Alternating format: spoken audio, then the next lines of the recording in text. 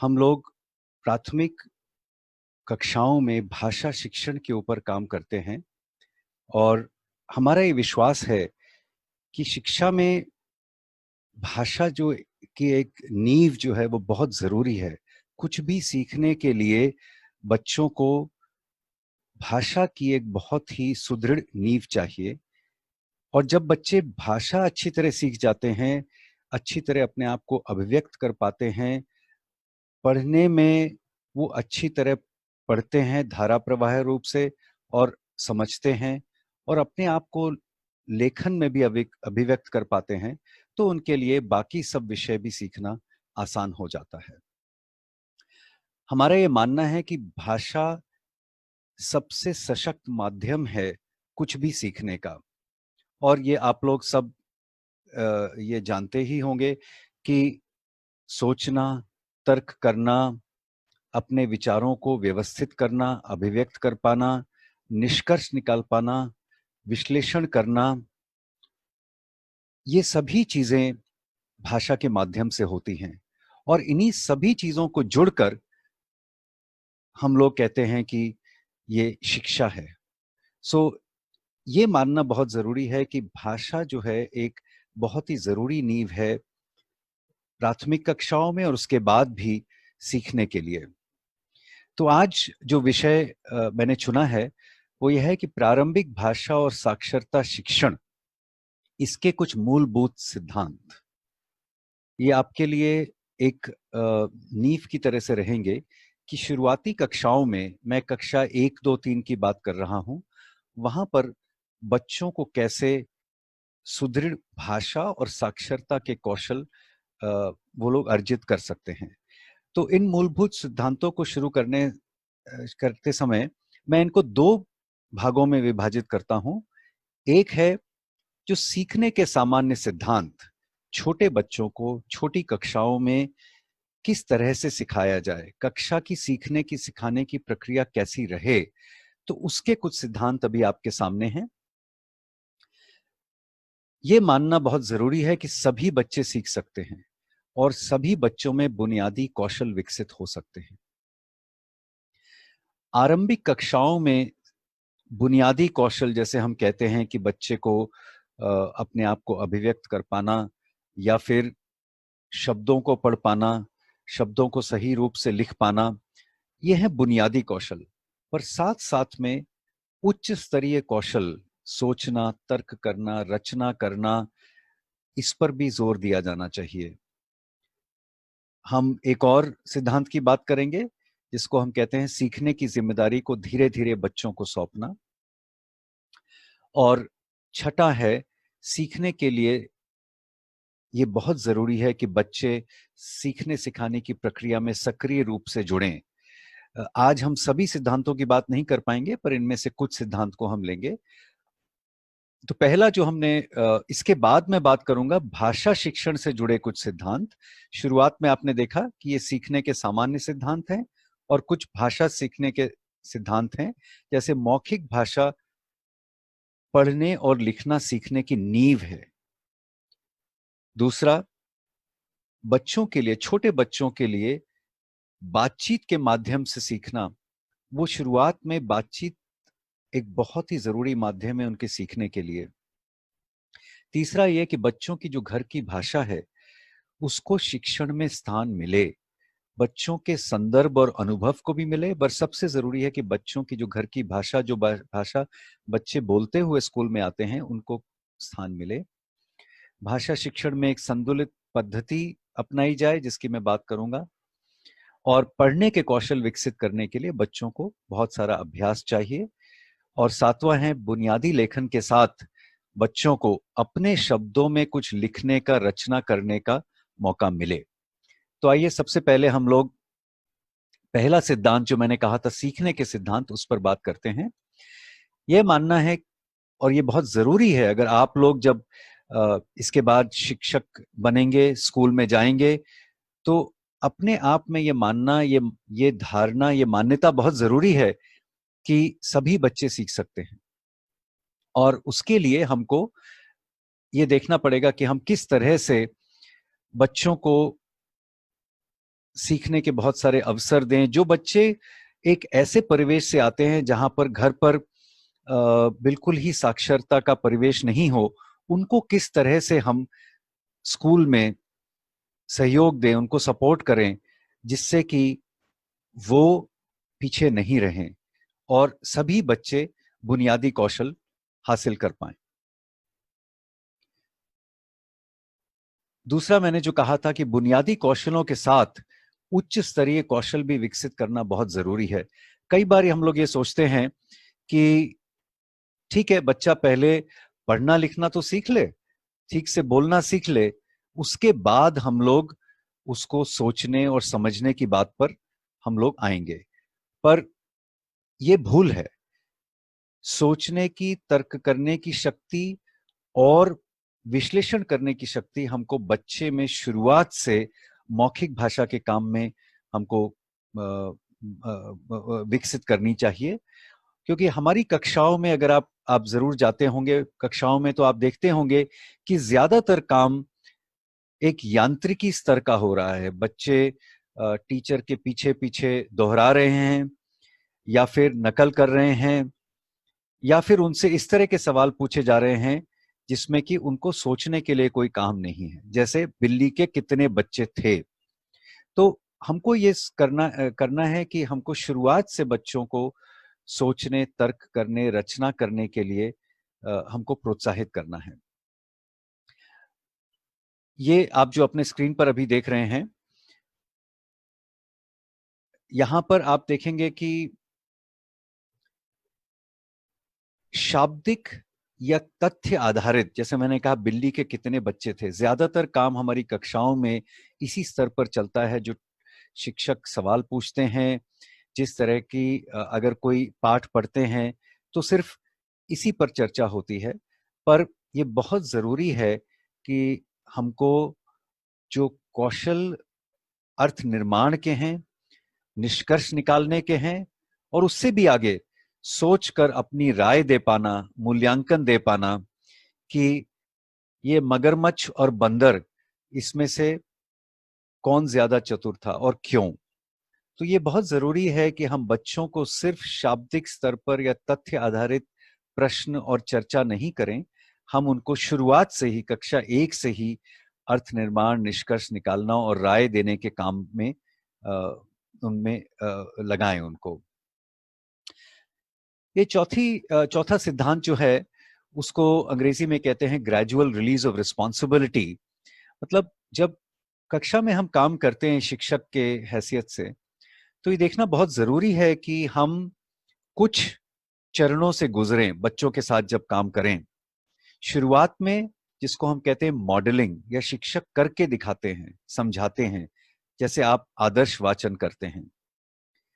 उसके बाद है कि बच्चे काम करना शुरू करते हैं पर शिक्षक के मार्गदर्शन में, वो समूह में बैठे हैं और उसके बाद शिक्षक उनके साथ उनको देख रहे हैं, उनको समझा रहे हैं, काम कर रहे हैं। पर कुछ कुछ काम बच्चे अपने आप शुरू करते हैं।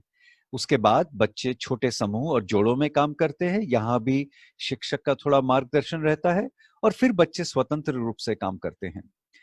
इन चरणों को समझना बहुत जरूरी है, क्योंकि कई बार ये देखा जाता है कि शिक्षक एक बार पाठ को पढ़ के सुना देते हैं और बच्चों से कहते हैं अब तुम पढ़ो। तो ये बहुत जरूरी है समझना कि बच्चों को बीच में सहयोग की जरूरत है, मार्गदर्शन की जरूरत है, छोटे छोटे समूहों में जहां वो एक दूसरे के साथ समझ सकें। तो ये चरण समझना बहुत जरूरी है।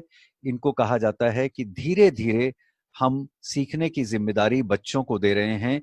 आप देखेंगे शुरुआत में पूरी शिक्षक की जिम्मेदारी है और फिर बच्चे स्वतंत्र रूप से काम करते हैं। ये एक बहुत जरूरी सिद्धांत है कि सीखने सिखाने की प्रक्रिया में अगर बच्चे सक्रिय रूप से नहीं जुड़ते हैं, और बच्चे क्यों, कोई भी, अगर हम लोग कुछ नई चीज सीखने की कोशिश कर रहे हैं, तो जब तक हमारा उसके साथ सक्रिय जुड़ाव नहीं रहेगा तब तक हम सीख नहीं पाएंगे। और जो आप ये दाहिने हाथ पर एक चित्र देख रहे हैं, उसमें आप ये देखेंगे कि अगर शिक्षण का समय हम माने 1 घंटा है, जिस समय टीचर क्लासरूम में है, तो आप देखेंगे कि छोटा जो सर्कल है बीच में, सक्रिय भागीदारी का समय बहुत कम रहता है। ये मैंने खुद शोध करके 300 से अधिक कक्षों में देखा कि उसमें से लगभग 10 मिनट या 12 मिनट ही ज्यादातर बच्चे सक्रिय रूप से जुड़ पाते हैं जो उस समय कक्षा में काम हो रहा है। और हम ये जानते हैं कि सक्रिय रूप से जुड़ना सीखने का आधार है। तो ये बहुत जरूरी है और इसलिए हमको ऐसे तरीके कक्षा में इस्तेमाल करने पड़ेंगे जिससे कि बच्चे पूरी तरह सक्रिय रूप से जुड़ सके। ये मैंने पहले भी बताया था कि छोटे बच्चे जो उस समय पढ़ नहीं रहे हैं, लिख नहीं रहे हैं, उनके उनके सीखने का सबसे बड़ा माध्यम है बातचीत। वो बातचीत शिक्षक और बच्चों के बीच में भी होनी चाहिए और बच्चों के आपस में भी होनी चाहिए। पर क्या हमारे कक्षाओं में बातचीत होती है बहुत ज्यादा? मैंने अपने शोधों में देखा है और फिर हमने एलएलएफ के में भी बहुत शोध कार्य में देखा है कि कक्ष में एक तरह से चुप्पी की संस्कृति है। बच्चे बहुत ज्यादा बोलते नहीं हैं और शिक्षक अपनी तरफ से ज्यादा कहते हैं और बच्चों के बोलने के मौके बहुत कम होते हैं। दूसरी तरफ ये भी बात है कि विस्तारित बातचीत कैसे की जाए, ये बच्चों के लिए, ये शिक्षकों के लिए समझना भी बहुत कठिन होता है। किस तरह छोटे बच्चों को कक्षा में चर्चा में इन्वॉल्व किया जाए। और इस स्क्रीन पर आप देखेंगे कुछ छोटे छोटे तरीके कि शिक्षक कुछ कम बोलें और बच्चे जब बोलें तो गौर से सुने उस बात को। जब बच्चों से प्रश्न पूछें तो खुले छोर के प्रश्न पूछें जिसमें बच्चों को सोचकर बोलने के मौके मिले। उसके बाद जब बच्चों को कोई पाठ हुआ है तो उनको अगर जोड़ों में और समूहों में विभाजित करेंगे और इन छोटे समूहों में बच्चों को चर्चा के मौके ज्यादा मिल सकते हैं, उसके लिए भी प्रोत्साहित करना जरूरी है। बच्चों को बोलने के लिए प्रोत्साहित किया जाए। अगर वो गलती करें तो उस गलती को सीखने का एक क्रम माना जाए और बच्चों को लगातार प्रोत्साहन दिया जाए। और बच्चों के साथ संवाद बनाए रखने के लिए छोटी छोटी चीजें जैसे रेखा तुमने ये कहा था, इसको थोड़ा और विस्तार से बताओ, तुमने ऐसा कहा था, इसका क्या मतलब था। इस तरह से हम बच्चों को विस्तारित बातचीत में, वार्तालाप में इन्वॉल्व कर सकते हैं। ये मैंने पहले बताया कि बच्चों की घर की भाषा का प्रयोग बहुत ही जरूरी है, क्योंकि सोचना, समझना और उच्च स्तरीय काम हम उसी भाषा में कर सकते हैं जिसमें हमारी भाषा की पकड़ अच्छी हो। आज अगर आपको कहा जाए कि आपके साथ कक्षा में सिर्फ हिंदी में बातचीत होगी, सिर्फ हिंदी के ही पाठ पढ़े, सॉरी, अंग्रेजी में बातचीत होगी, अंग्रेजी की ही पाठ पढ़ेंगे, तो हो सकता है कि हम सिर्फ उसको समझने में हमारा इतना ध्यान चला जाए कि हम सोचना, समझना और उच्च स्तरीय काम नहीं कर पाएंगे। जैसे हमारे लिए अंग्रेजी का काम है, वैसे ही बच्चों के लिए जो घर पे दूसरी भाषा बोलते हुए आते हैं, चाहे वो बुंदेली हो या बघेली हो, अवधी हो या ब्रज हो, तो ये बहुत जरूरी है कि हम शुरुआत में बच्चों की भाषा में काफी काम करें। उनकी अभिव्यक्ति के लिए जरूरी है। अगर उनसे कहा जाए कि अब तुम सिर्फ मानक हिंदी में बात करोगे तो फिर वो उनका बोलना बहुत कम हो जाएगा। साथ ही हम ये जानते हैं कि स्कूल की भाषा सीखने के लिए ये बहुत जरूरी है कि शुरुआत में उनकी भाषा का अगर प्रयोग हो तो फिर वो धीरे धीरे स्कूल की भाषा सीखना उनके लिए आसान होता है। बच्चों के आत्मविश्वास के लिए तो खैर ये बहुत ही जरूरी है। अगर उनको कहा जाए कि तुमको सिर्फ मानक हिंदी का इस्तेमाल करना है और वो उस समय नहीं बोल पाते हैं तो उनका आत्मविश्वास बहुत टूट जाता है और उस समय वो बिल्कुल चुपचाप हो जाते हैं कक्षा में। और जैसा अभी हमने बात की कि अगर हम चाहते हैं कि बच्चे सक्रिय रूप से सीखने सिखाने की प्रक्रिया में जुड़ें तो और कोई विकल्प हमारे पास नहीं है। हमको ऐसी भाषा का इस्तेमाल करना पड़ेगा जो बच्चे अच्छी तरह समझते हों। ये कुछ सिद्धांत मैंने बताए जो कि सीखने सिखाने की प्रक्रिया के सामान्य सिद्धांत हैं। अब हम कुछ सिद्धांत ऐसे इस पर बात करेंगे जो भाषा शिक्षण से जुड़े हों सीधे सीधे। पहला सिद्धांत यह है कि मौखिक भाषा का विकास पढ़ना और लिखना सीखने की नींव है। तो आप जैसे इस चित्र में देख रहे हैं कि जब मौखिक भाषा पर काम होता है, तो आप जैसे इस पेड़ के टहनियों में और पत्तियों में देख रहे हैं, उससे तर्क वितर्क करना, नई शब्दावली सीखना, अर्थ निर्माण कर पाना, विश्लेषण कर पाना, अर्थ समझना, ये सब संभव हो जाता है। और इन चीजों के होने से आगे का जो है काम, जो पढ़ना और लिखना सीखना ज्यादा आसान हो जाता है। ब्रिटन नाम के एक शिक्षाविद थे, उन्होंने ये कहा कि पढ़ना और लिखना बच्चों की बातचीत के समुद्र पर तैरता है। एक और मैं आपको न्यूरो साइंस, ब्रेन, हमारे मस्तिष्क पर बहुत सारे शोध हो रहे हैं आजकल, वो एमआरआई भी कर कर देखते हैं।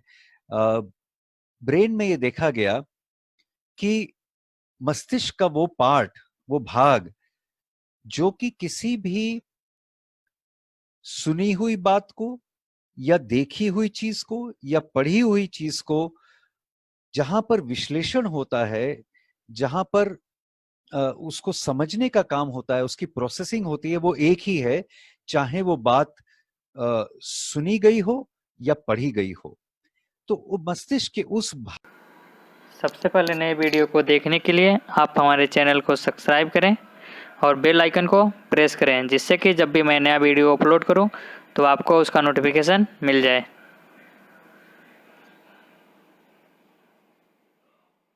भाग को हमको विकसित करना है शुरुआत से ही। और वो विकसित कैसे हो सकता है छोटे बच्चों के लिए? मौखिक काम के साथ।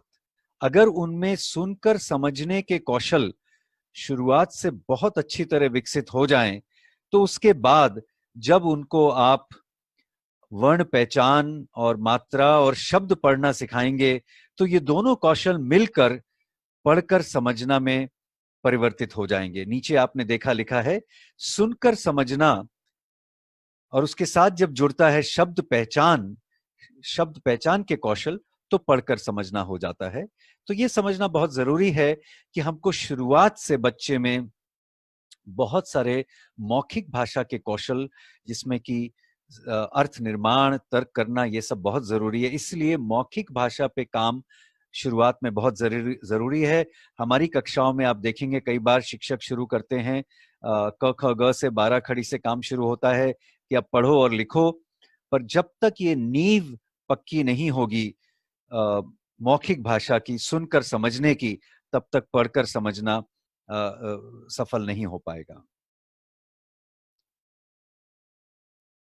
और यही मेरा प्रश्न है कि क्या मौखिक भाषा विकास को महत्वपूर्ण स्थान दिया जाता है हमारी कक्षाओं में? क्या उच्च स्तरीय काम होता है वहां पर?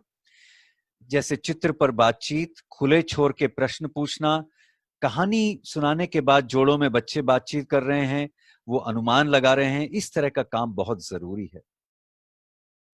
अपने अनुभवों पर बात करना, अपने आप कहानी बनाना, बच्चे प्रश्न पूछें, इस तरह का काम हमारी कक्षाओं में बहुत जरूरी है।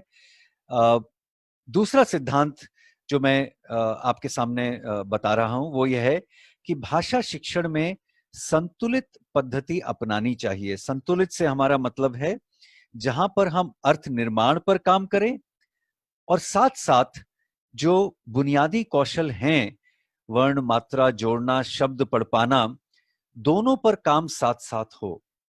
क्योंकि क्योंकि मैंने जैसे पहले बताया कि पढ़कर समझना जो है वो दो चीजों को मिलकर बना है।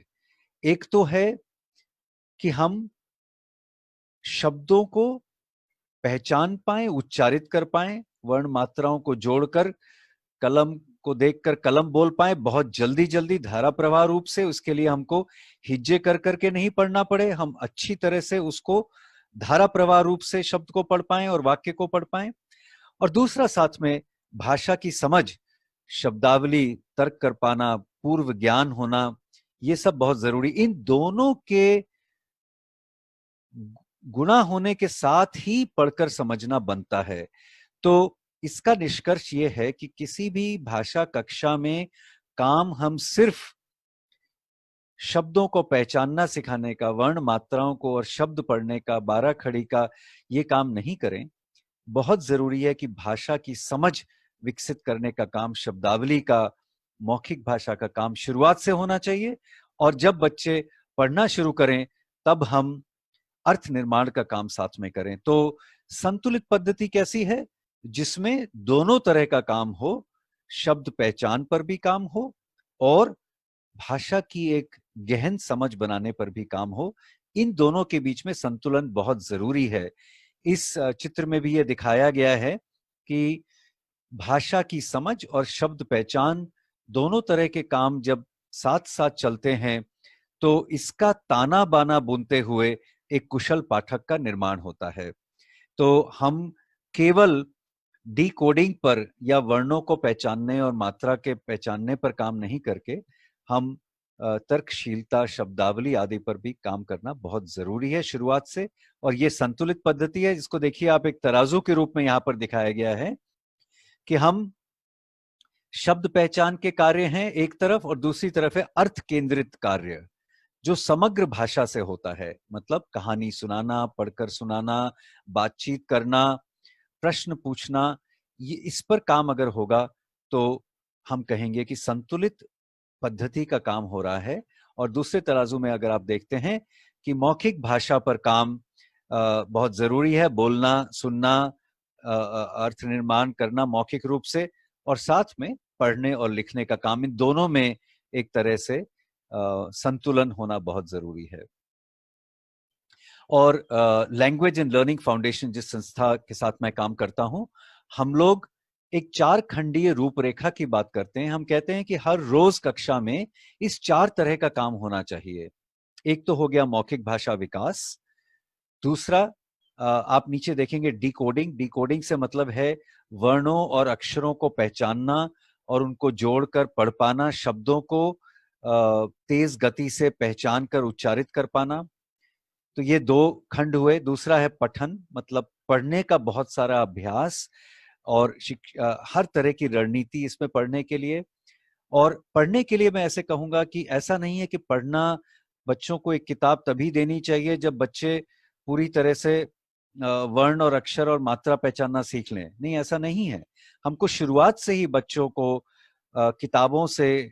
किताबों को उलटने पुलटने की, उनसे दोस्ती करने के लिए हमको मौके देने चाहिए, क्योंकि बहुत सारे बच्चों के पास घर पे किताबें नहीं होती है और शुरुआत में वो पढ़ने का एक तरह से अभिनय करते हैं, नाटक करते हैं। वो भी एक बहुत जरूरी चरण है पढ़ना सीखने का, उसके भी मौके देने चाहिए।